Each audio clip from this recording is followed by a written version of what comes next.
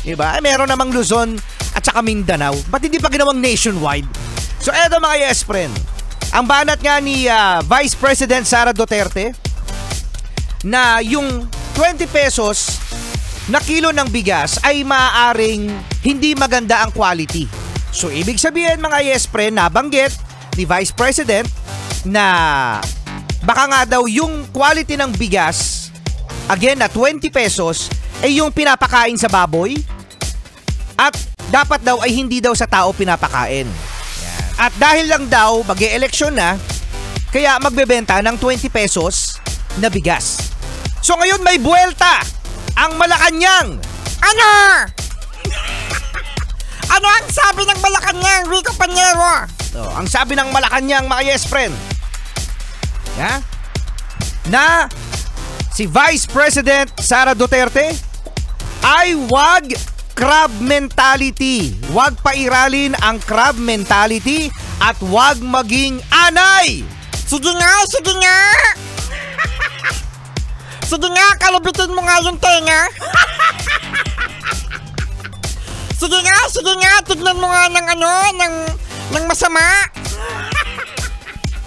Pinag-away. Sige nga, bato-batopik na kayo. Grabe yung sagutan ngayon mga yes friend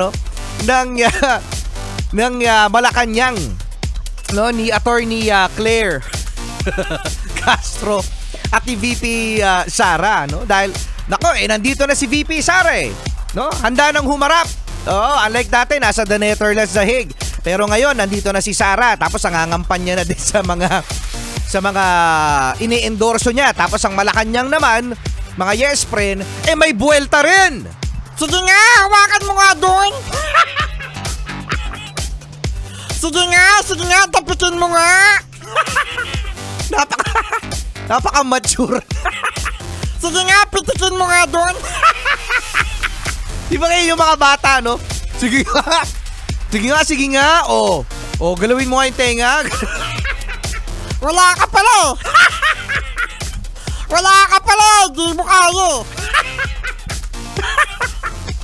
Okay, sige na. 1, 2, 3, 5. Nakakainis. Well, mga yes friend, sana sa mga ganyang mga mga pagkakataon nga, no, yung 20 pesos na bigas, challenge din sa gobyerno kung ito ay magpapatuloy na 20 pesos at maging nationwide. At yung quality, di ba mga yes friend, kasi kahit gaano kasarap yung ulam mo, pero yung klase ng bigas, hindi masarap.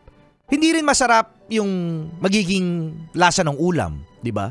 Kaya kanin is life. Pero at least, naging 20 pesos na. Naging 20 pesos na. Pero bakit sa Visayas lang?